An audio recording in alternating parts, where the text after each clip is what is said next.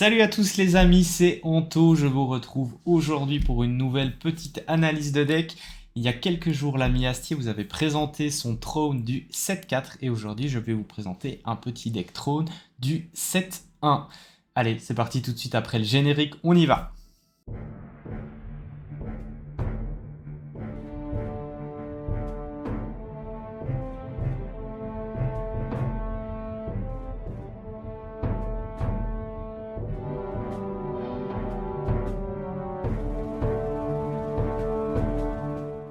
Ok, ne perdons pas plus de temps, je vais donc vous présenter le leader et la base que je joue. Pour le coup, c'est un leader qui est sorti il y a déjà un peu plus d'un an maintenant, parce qu'il est sorti lors du premier set, mais par contre c'est un leader qu'on n'a pas énormément vu sur les tables de jeu. Il a été un petit peu boudé, étonnamment, parce que pourtant il a quand même un fort potentiel à mon sens. Pour tout vous dire, j'ai récemment participé à un petit tournoi que j'organisais autour justement des leaders qui étaient impériaux ou rebelles. C'était un tournoi par équipe. Et j'ai décidé justement d'essayer ce petit deck à ce tournoi, ça s'est plutôt bien passé. On a réussi avec mon équipe à remporter le tournoi, donc j'avais envie justement de vous montrer ce deck et de vous montrer ce qui pouvait valoir dans la méta actuelle. Alors, le tournoi que j'ai fait n'est pas totalement représentatif de la méta parce que évidemment les leaders étaient uniquement rebelles ou impériaux et donc ça limitait forcément le choix des leaders avec certains autres qui peuvent un peu percer dans la méta comme du Queenland ou du Boba Fett par exemple. Mais malgré tout, j'ai pu voir qu'il s'en sortait pas trop mal et donc j'ai décidé de vous le présenter aujourd'hui. Donc on est sur un deck de pur hard control comme vous pouvez le voir dans le titre ici. C'est vraiment un deck qui va essayer de faire durer la partie le plus longtemps possible avec deux conditions de victoire principales. Soit vous allez vider le deck de l'adversaire de manière à ce qu'il ne puisse tout simplement plus piocher et plus jouer de cartes et à ce qu'il perde ses points de vie à petit feu de cette manière-là. Soit tout simplement en vidant complètement le terrain de l'adversaire et en commençant à jouer des très grosses unités qui vont aller frapper la base de l'adversaire en toute fin de game. Globalement, il n'y a pas forcément une stratégie qui va dominer plus que l'autre, ça va dépendre essentiellement du match-up que vous allez avoir en face et de la sortie que vous allez faire. En tout cas, j'ai régulièrement gagné d'une manière ou d'une autre avec ce deck. Petit disclaimer, c'est un deck qui peut être parfois assez pénible à affronter, comme un peu tous les decks vraiment très centrés sur le contrôle. Donc voilà, sachez que vos amis risquent potentiellement de vous détester si vous jouez ça contre eux, je vous préviens déjà, ça peut être un petit peu agaçant, d'autant plus que l'effet du leader est très cool pour vous, mais peut être parfois aussi un petit peu embêtant vis-à-vis de l'adversaire, tout simplement parce que son premier effet, c'est lorsque la phase d'action débute, vous avez le droit, je dirais même que vous avez l'obligation de regarder la première carte de votre deck, mais également la première carte du deck de l'adversaire. Lui, il ne va pas, voilà, il ne va pas la regarder, mais vous allez pouvoir la voir et donc prendre des informations. Et sa deuxième action, qui est globalement la même lorsqu'il est en position leader ou en position déployée, c'est tout simplement que vous allez pouvoir révéler une des deux premières cartes d'un des deux decks, donc du vôtre ou de celui de votre adversaire, et ensuite incliner une unité de l'adversaire dont le coût est inférieur ou égal à la carte révélée. Si jamais votre leader est en position leader au milieu du terrain, ça va vous coûter une action et une ressource, tandis que s'il est déployé, c'est un effet qui va se faire tout simplement en attaque. Alors comme vous voyez, je l'ai associé à la base Colossus, qui est une base à 35 points de vie, mais qui a l'inconvénient par contre de vous faire piocher une carte de moins. J'estime que dans ce deck-ci, c'est pas forcément un inconvénient parce que vous allez très rarement jouer de cartes au tout premier tour. La plupart du temps, vous allez tout simplement prendre l'initiative et attendre de jouer au deuxième tour.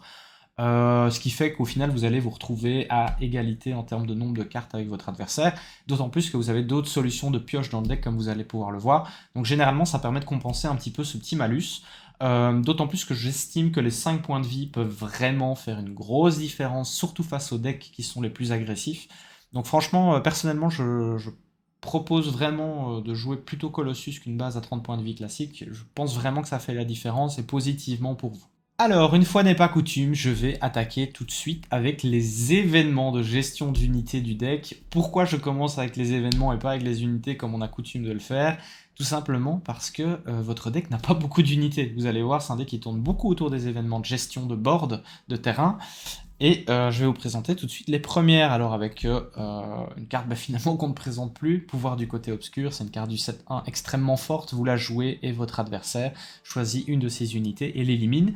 C'est probablement la meilleure carte que vous pouvez jouer au deuxième tour. souvent ça va vous permettre tout simplement d'éliminer la première unité jouée par votre adversaire. C'est quand même rare que vos adversaires au premier tour jouent plus qu'une unité, donc souvent vous avez déjà nettoyé le board directement. Donc ça c'est probablement la meilleure carte à jouer au tour 2, mais vous avez également son équivalent à 2-3 détails près, elle est un petit peu moins forte, qui est lutte sans merci. Donc même chose, hein, vous allez imposer à votre adversaire de choisir une de ses unités et de la détruire. Par contre, il y a deux petits malus par rapport à pouvoir du côté obscur, c'est que cette carte de 1 ne peut pas détruire de leader, et de 2, si vous avez une unité sur le terrain, vous allez être obligé également de choisir une de vos unités. Petite précision pour ceux qui ne le savent pas, si vous n'avez pas d'unité sur votre terrain, vous pouvez quand même jouer cette carte, on va quand même résoudre un maximum d'effets de cette carte, donc c'est pas grave si vous ne détruisez pas une unité sur votre terrain, vous pouvez quand même forcer votre adversaire à le faire. Donc c'est aussi une carte qui est très très forte à jouer en deuxième tour, c'est pour ça qu'on l'a également en x3, ça nous fait virtuellement 6 fois la carte pouvoir du côté obscur en deck pardon. Ensuite vous avez Fâcheuse Posture, une très très bonne amélioration ajoutée par le set 3. Si vous la jouez, vous allez globalement la jouer que sur des unités de l'adversaire. L'unité de l'adversaire va s'incliner et aura -2, -2. C'est très très très fort si vous jouez ça contre des unités justement qui ont déjà moins de 3 points de vie. Donc je pense par exemple au contrebandier ingénieux, à L337, à du Grido, à des choses comme ça. Vous allez pouvoir instantanément les détruire. Vous pouvez aussi tuer le TIE Phantom Rodent, qui est une unité assez difficile à éliminer pour votre deck, mais ça permet de le faire parce que vous, virtuellement, diminuez de 2 points ses points de vie, et donc ça le met à 0, et ça permet de le tuer sans utiliser le mot éliminer. Il n'y a pas le mot éliminer sur la carte, et donc ça permet de le détruire. Donc c'est assez fort comme unité, comme événement de gestion, enfin c'est même pas un événement ici, c'est une amélioration. Toujours en événement, du coup, on a Mettre au tapis, on ne le présente plus non plus, hein, c'est une carte très utilisée depuis le premier set. Donc vous éliminez une unité dont les PV restants sont de 5 ou moins. C'est une des rares cartes avec pouvoir du côté obscur parmi vos événements qui vous permettent de tuer éventuellement un leader. Donc c'est très fort contre Sabine par exemple, parce que vous allez pouvoir l'éliminer tout de suite, elle a 5 points de vie, donc ça marche très bien contre elle, mais ça marche aussi contre d'autres leaders que vous allez pouvoir affaiblir. Généralement vous allez l'affaiblir d'ailleurs avec votre leader Throne lorsqu'il sera déployé, vous allez pouvoir affaiblir le leader de l'adversaire. Là je fais avec Mettre au tapis, ça marche très très bien. Vous l'avez en 3 exemplaires également. Ensuite, une des meilleures cartes événements de gestion qui ont été ajoutées pour les decks noirs, pour les decks infamie, c'est Pas de gloire, seulement des résultats. C'est une carte qui est très similaire à Triompher, donc qui vous permet d'éliminer tout simplement une unité non leader de l'adversaire, mais il y a quand même une petite nuance avec celle-ci, contrairement à Triompher, c'est que avant d'éliminer l'unité de l'adversaire, vous allez en prendre le contrôle. Et pour ceux qui ne se sont jamais posé la question à quoi ça sert, je vais vous donner quelques astuces justement autour de cette carte. De 1, ça va vous permettre de profiter des effets une fois éliminées des unités de votre adversaire. Donc, par exemple, si vous jouez cette carte sur un technicien du super laser, c'est vous qui allez ramper et qui allez mettre dans vos ressources justement le technicien du super laser. Si vous jouez ça sur un raider impitoyable, c'est vous qui infligez 2 dégâts à l'unité de l'adversaire et 2 dégâts à sa base. Et le mieux, ça c'est ce que je préfère faire, si vous jouez cette carte sur un K2 SO, c'est vous qui décidez de pouvoir justement lui infliger 3 dégâts à sa base. Globalement, c'est pas l'option que vous allez choisir, mais surtout vous allez pouvoir lui faire défausser une carte de sa main. Donc pas de gloire, seulement des résultats, c'est très très fort pour cette première raison, mais c'est très fort aussi pour une deuxième raison, c'est que c'est une carte d'événement qui va vous permettre de vous débarrasser du TIE Phantom Rodent et de Chewbacca, qui sont 2 unités qui résistent très très très bien justement aux événements de gestion. Ce sont des unités normalement qui ne peuvent pas être détruites par des événements de votre adversaire. Sauf que, ici, si vous prenez d'abord le contrôle de l'unité, ce n'est plus un événement de l'adversaire qui détruit Chewbacca ou le TIE Phantom Rodent, c'est votre événement à vous, et vous avez la possession justement de l'unité sur votre terrain. C'est vous qui êtes en possession de l'unité. Et donc à ce moment-là, on considère plus que c'est un adversaire qui détruit le Chewbacca ou le TIE Phantom Rodent, mais c'est le joueur qui contrôle l'unité justement, et ça fonctionne pour les détruire. Donc c'est très très très très fort. Je vous conseille vraiment de le mettre en x3 dans votre deck, ça peut vraiment vous débarrasser de situations problématiques. Le TIE Phantom Rodent, on le voit un petit peu moins aujourd'hui sur les terrains, mais par contre le Chewbacca, il sort énormément, et il pose vraiment beaucoup de problèmes au deck justement Hard Control, donc jouez absolument cette carte pour les contrer. Et le dernier événement de gestion d'unité, c'est la chute du rival. Elle n'est qu'en 2 exemplaires ici, elle vous permet tout simplement d'éliminer n'importe quelle unité, même un leader. Donc elle est en 2 exemplaires, je pense que 3 c'est un peu trop parce que ça coûte très cher pour éliminer des unités. Vous allez globalement l'utiliser justement pour éliminer les leaders de l'adversaire, voire vous dépêtrer d'une très grosse unité problématique un peu plus tard dans la partie. Ça fait toujours une petite carte de gestion supplémentaire pour plus tard, donc pourquoi pas, mais en 3 exemplaires ça serait un petit peu trop. Ensuite je vais passer aux cartes événements de destruction de terrain, de destruction de masse. Donc les cartes événements que je vous ai présentées juste avant, c'était des cartes qui vont vous permettre de détruire une unité à la fois. Ici, je vais vous montrer les cartes qui vous permettent d'en détruire plusieurs. Alors ce n'est pas que de la destruction comme vous allez le voir avec la première, vous avez d'abord évacuation en un seul exemplaire. Évacuation, ça vous permet de renvoyer dans la main de son propriétaire toutes les unités non leaders qui sont sur le terrain, les vôtres y compris. Vous jouez très peu d'unités, comme vous allez le voir, donc c'est pas très grave, d'autant plus que les unités que vous allez jouer éventuellement avant évacuation sont des unités qui ont des effets intéressants une fois jouées, et donc ça vous arrange bien finalement de les récupérer en main, mais en tout cas la plupart du temps vous allez le jouer pour temporiser, dans le cas où votre adversaire a beaucoup trop rempli son terrain et qu'il faut que vous puissiez tenir suffisamment le coup pour arriver au tour à 8 ressources. Alors pourquoi le tour à 8 ressources? C'est parce qu'à 8 ressources, vous allez quasiment systématiquement jouer le tir de super laser qui vous permet de détruire absolument toutes les unités qui sont sur le terrain, les vôtres compris. Généralement, votre troll leader va y passer dans la manœuvre, mais c'est pas très grave parce que derrière, vous allez commencer à pouvoir jouer votre très grosse unité de fin de partie. Et donc l'évacuation va vous permettre d'attendre généralement un petit peu avant de sortir le tir de super laser. Elle n'est qu'en un seul exemplaire dans le deck, mais vous allez voir que je l'ai mis en 2 exemplaires dans le side deck. Pourquoi? Eh bien parce que c'est une carte qui est très forte contre les stratégies Swarm, notamment les stratégies qui vont jouer autour des jetons. Je pense notamment au nouveau Dark Vador leader pilote qui va générer énormément de jetons TIE. Eh bien sachez qu'un jeton qui est renvoyé en main est automatiquement détruit. Et donc contre un Dark Vador, c'est quasiment que contre Dark Vador que j'ai rentré évacuation justement dans mon side deck. Ça permet justement finalement d'avoir un équivalent de tir de super laser dans votre main contre les armées de jetons qu'un Vador peut vous mettre sur le terrain. Ça peut fonctionner aussi contre les decks Captain Rex par exemple qui vont aussi beaucoup remplir le terrain et des choses comme ça. Donc voilà, évacuation, très bonne carte, et tir de super laser, c'est probablement la meilleure carte de votre deck. Il y en a une deuxième qui est vraiment très importante pour votre deck, mais celle-ci c'est probablement la plus importante. Franchement, si vous la piochez en main de départ, tir de super laser, gardez-la précieusement, je vous en conjure. À moins que vous ayez pas d'autre choix, essayez de garder tir de super laser en main, parce que ça m'arrive beaucoup trop souvent, malheureusement, d'avoir un tir de super laser en main au début, et puis de ne plus en avoir jusqu'à le fond de mon deck, donc essayez vraiment de le garder en début de game. Pour essayer justement d'avoir un peu plus de chance de jouer du tir de super laser, j'ai rajouté un effondrement de nébuleuse dans le deck. C'est pas une carte extraordinaire, mais elle peut, dans beaucoup de situations, malgré tout, vous permettre d'avoir un tir de super laser supplémentaire pour 9 ressources au lieu de 8, et ça vous permet d'éliminer toutes les unités qui ne sont pas améliorées. Dans la méta actuelle, les unités sont souvent améliorées, on en a quand même régulièrement, mais il y a quand même pas mal de match-up qui ne jouent pas du tout autour des améliorations ou des pilotes, et donc ça vous permet malgré tout d'avoir virtuellement un tir de super laser supplémentaire. Ça m'a déjà vraiment sorti de certains pétrins, donc c'est pas trop mal, c'est pas une carte extraordinaire, mais c'est pas trop mal. Ça vous permet quand même d'avoir un contrôle de terrain supplémentaire et de vous assurer dans certaines situations de détruire à nouveau le terrain complètement. Alors, qui dit deck control dit évidemment composante de soins, parce que votre adversaire va essayer de rusher votre base et de la détruire le plus vite possible, donc juste faire de la gestion de terrain, souvent ça ne suffit pas, il faut très souvent essayer de soigner un maximum de dégâts sur votre base pour tenir le plus longtemps possible, et notamment avec votre base Colossus à 35 points de vie, ça vous permet vraiment de tenir parfois très longtemps.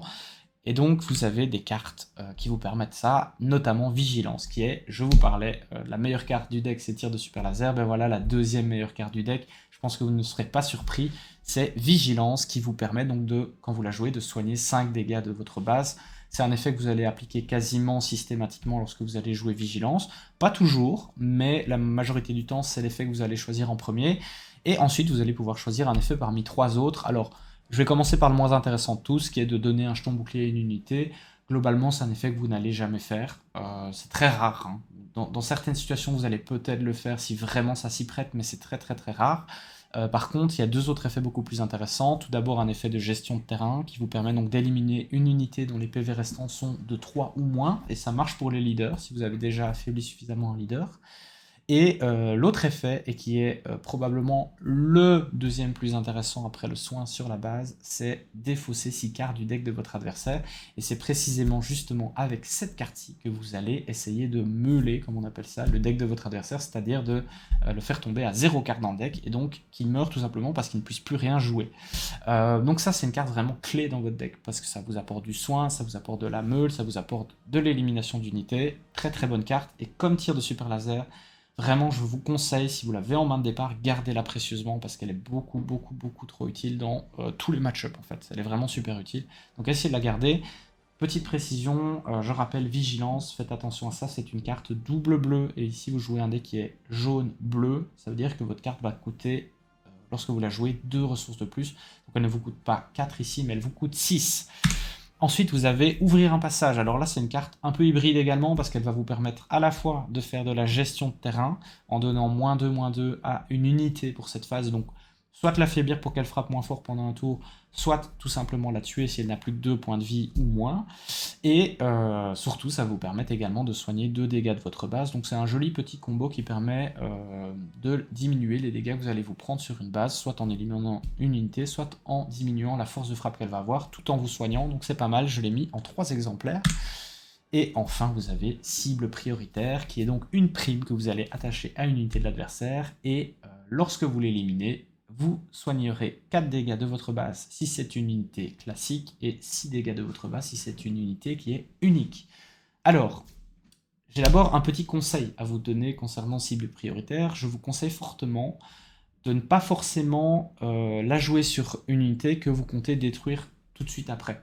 Parce que généralement, vous allez donc la jouer sur une unité, et ensuite, votre adversaire, voyant que vous avez mis une prime sur son unité, il va attaquer avec parce qu'il se doute que vous allez la détruire, et donc il va aller attaquer avec, et vous allez quand même vous prendre des dégâts. Donc je vous conseille plutôt de jouer si prioritaire en fin de tour, quand vous avez déjà géré un maximum de choses et que certaines de ces unités ont déjà attaqué, vous la mettez sur une de ces unités que vous détruirez plus tard, dans le tour suivant ou dans un autre tour, peu importe. Mais voilà, je vous conseille d'éviter d'à tout prix de vouloir mettre la prime et de détruire tout de suite derrière l'unité. Parfois, vous n'avez pas d'autre choix que de faire comme ça, mais je vous conseille quand même souvent de d'abord détruire l'unité et de mettre si prioritaire sur une autre unité qui a déjà attaqué. Vous la détruirez plus tard, c'est pas très grave, vous avez généralement suffisamment de points de vie sur votre base pour tenir le coup suffisamment longtemps. Autre petit disclaimer concernant cible prioritaire, faites très attention à ça, c'est que la carte pas de gloire, seulement des résultats. Si vous la jouez pour détruire une unité qui a cible prioritaire attachée sur elle, ce n'est pas vous qui allez soigner des dégâts de votre base, c'est votre adversaire qui va le faire. Parce que je rappelle, pas de gloire, seulement des résultats, va vous faire prendre le contrôle de l'unité adverse avant de la détruire. Et donc c'est lui qui va récolter la prime. Donc faites attention à ça, n'utilisez pas de gloire, seulement des résultats sur une carte pour laquelle vous avez déjà attaché cible prioritaire. Sauf si, évidemment, vous n'avez pas le choix et que vous êtes obligé de faire du contrôle de terrain, et voilà, vous êtes obligé de faire comme ça. Mais évitez vraiment de le faire, ça serait dommage. Eh bien, je vais passer enfin, les amis, sur les unités du deck. Vous allez voir, il n'y en a pas beaucoup. Elles sont réparties ici en 2 catégories. J'ai d'abord nommé les unités Toolbox. Donc, c'est des unités qui ne sont pas là pour faire des dégâts. Elles sont vraiment là pour vous apporter des effets bénéfiques qui vont vous aider. La première, c'est Basine Nétale. Donc c'est une carte qui, lorsque vous la jouez, vous permet de regarder la main de votre adversaire et vous pouvez défausser une de ses cartes. Ensuite, il piochera une deuxième carte, enfin une nouvelle carte pour la remplacer. C'est une carte que vous pouvez jouer en contrebande, donc ça ne l'oubliez pas, vous pouvez sans problème la mettre dans vos ressources pour la jouer plus tard. Ça vous permet très facilement justement d'aller retirer à un moment clé de la partie une carte qui pourrait vraiment vous embêter dans sa main, notamment si vous jouez contre un adversaire qui joue des Dragon Crate, qui est forcément une carte assez embêtante pour vous, ou même des Chewbacca. Vous pouvez vous servir de Basine pour les éliminer de sa main et vous en débarrasser. C'est une très bonne carte à jouer au premier tour si vous avez l'initiative. Je vous conseille pas forcément de jouer de cartes si vous n'avez pas l'initiative au premier tour. La plupart du temps, j'essaye d'avoir l'initiative et si je ne l'ai pas, je prends l'initiative et je joue une carte d'élimination et de gestion de terrain au deuxième tour, mais la plupart du temps, si j'ai Basine en main et que je n'ai pas l'initiative au premier tour, c'est pas grave, je mets Basine dans mes ressources, ça me servira plus tard en contrebande, mais je préfère essayer de gérer tout de suite au deuxième tour la première unité de l'adversaire, comme ça il ne commence pas à mettre des dégâts sur ma base et il ne commence pas à trop remplir son terrain. Donc voilà, à vous de voir, ça va dépendre beaucoup des match-ups, évidemment, si vous jouer contre des adversaires qui ne sont pas trop agressifs, c'est pas très grave, mais voilà, je vous conseille de faire comme ça. Ensuite, vous avez le Docteur Pershing.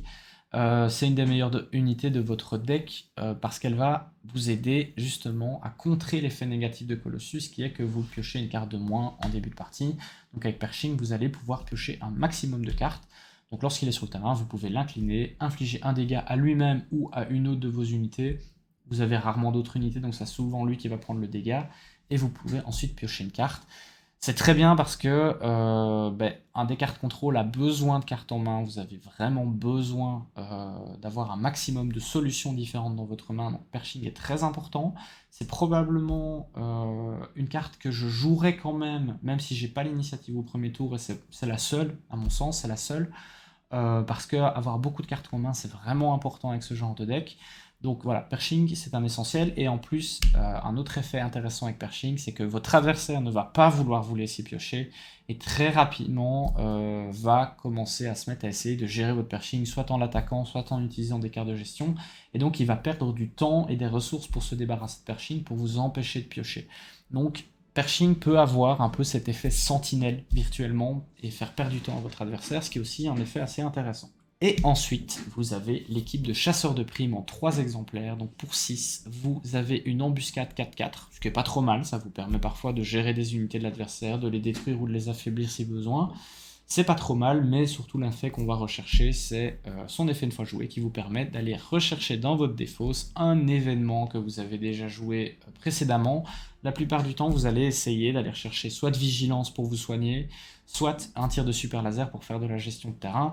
Équipe de chasseurs de primes, c'est souvent une unité que vous n'allez pas jouer lorsque vous êtes à 6 ressources. Vous allez la jouer plus tard, et vous allez notamment la jouer énormément si vous affrontez un autre deck Hard Control qui essaye lui aussi de vider votre deck.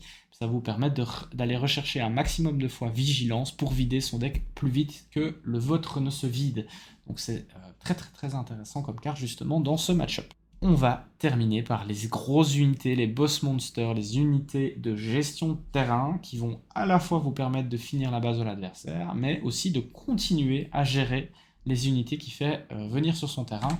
Vous avez tout d'abord le Cat Bane, à cette ressource qui, une fois jouée, vous permet de capturer jusqu'à 3 unités de l'adversaire pour un nombre de points de vie égal à 8 ou moins. Petit rappel, lorsque vous attaquez avec Cat Bane, l'adversaire a la possibilité de récupérer une des cartes capturées, et dans ce cas, vous piochez 2 cartes. Donc souvent, c'est une solution qui est intéressante pour vous. Comme je l'ai dit juste avant, vous avez envie de piocher beaucoup de cartes avec un deck Hard Control.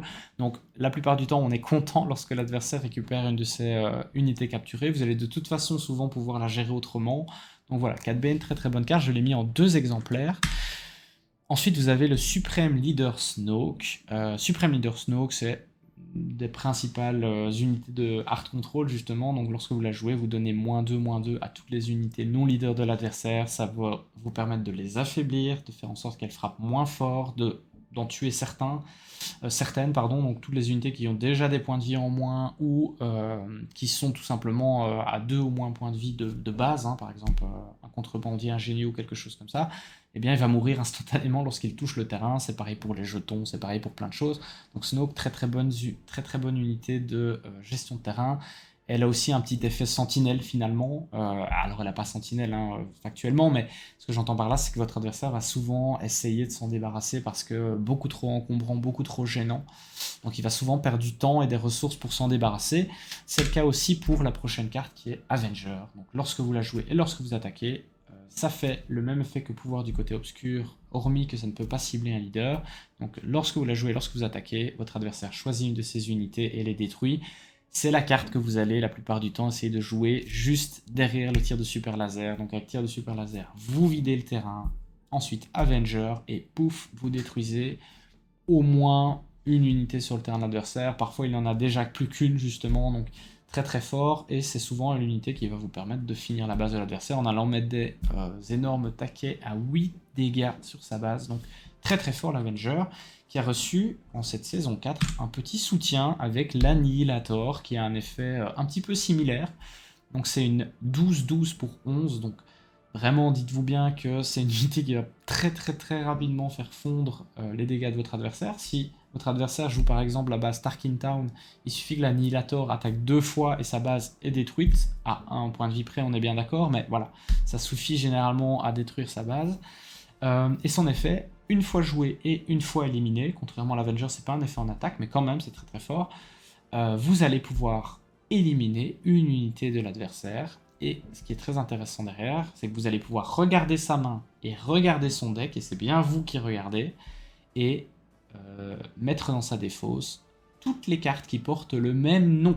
Petite précision, on regarde bien le nom de la carte et pas son sous-titre. Donc imaginons que vous jouez l'Annihilator et que vous ciblez Dark Vador, l'unité légendaire du set 1 par exemple, et que votre adversaire a à la fois dans son deck le Dark Vador du set 1, mais aussi le Dark Vador du set 4, ben vous allez défausser tous les Dark Vador qu'il peut avoir dans sa main et dans son deck. Tous, parce qu'il porte le nom Dark Vador, tout simplement.